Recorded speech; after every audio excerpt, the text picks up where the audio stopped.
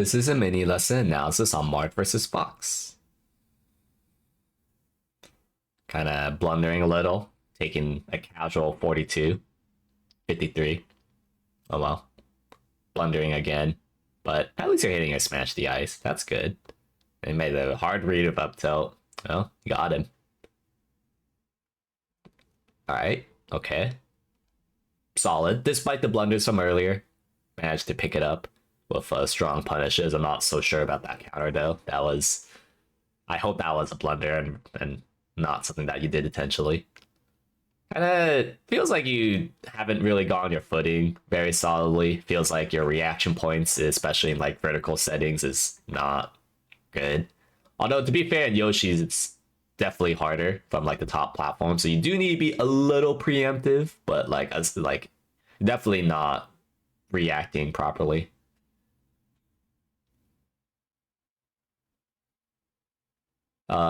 When you're so like your aggressions hasn't really been working. I don't know if you've noticed, but like the last 50 seconds, you have been primarily favoring aggression with things like run up grab, way dash up tilt, run up nair.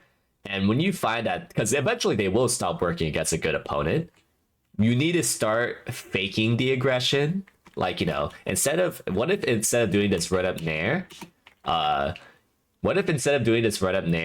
you set this up where you do a slight jump in place instead. You do slight jump in place instead, and suddenly it's a lot harder for Fox to confirm your aggression, and you could either get a direct hit off of it, or at worst, a stalemate. But that's the thing is like, you know, mixing in some solid defense, you know, with the lot of offense that you're putting in is like the mix of depth that you need to not remain predictable. Because yeah, you're kind of just spamming a lot of aggression, and you know they're not gonna always like better players will not fall for that repeatedly. Like I think your solution, if I were to take a guess of how you handle aggression mix-ups, is that you do more aggressive options that are harder to beat, like Nair, and that certainly works against lower level players that they tend to have like a really hard time beating Nair in place, but obviously at higher levels that starts to not be the case anymore. That's unfortunate. Try not to go for that full hog bear too often. Also, I was a little bit scared there. I would have definitely forward smashed in place there because I've seen Fox make it back before. You should just CC grab that. Double jump fair, dude. This is so overcomplicated.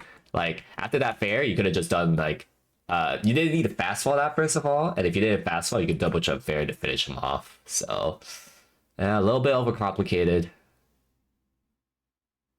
Yeah, kind of needed to way dash back a little bit further if you want to hard cover that.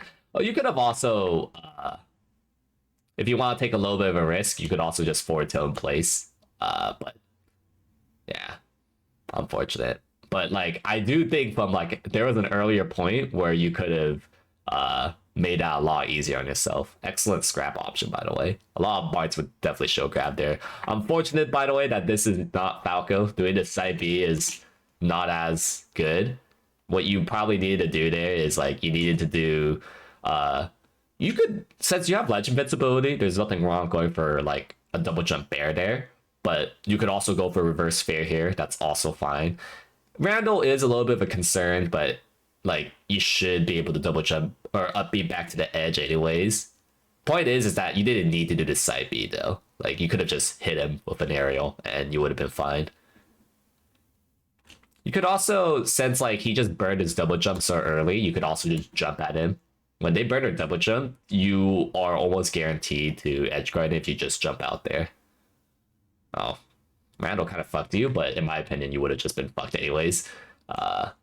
Like this is not how you get out of disadvantage this spot. Like probably a better way to get out of disadvantage is like by full hopping to the top platform or going to the edge.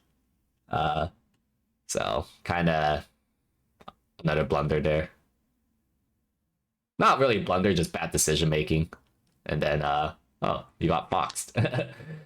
So be careful about getting off the ledge when you haven't gone ledge invincibility. Like I notice here that when you grab ledge, you didn't refresh re-grabbing a ledge. You instead just skipped straight past to getting off the ledge, which is very, very prone to just dying like this. So, you know, you learned the hard way of how to get off the edge like that. Like, if you're gonna get off the edge, honestly, honest to God, a roll up would have been a lot better. Like a roll up or regular get up, at least you don't lose your double jump when you get called out. Like if you're forced to get out of ledge for any reason, but you don't have like your max ledge invincibility, just fucking like roll regular get up or like even fucking nair or counter from edge. All those things share one thing in common. You're guaranteed to basically not lose your double jump. Okay, well maybe not nair, but all of it you're basically guaranteed to not lose your double jump. And you did there because of inefficient ledge invincibility, and then you died at 0. So you learned the hard way. I do think Edgeguards could have been better. I don't think that was your main flaw though. Your main flaw was like kind of not catching on to your aggression, your general aggression. You know, when you find that it's getting adapted, you need to start mixing your aggression with like a little bit more defense.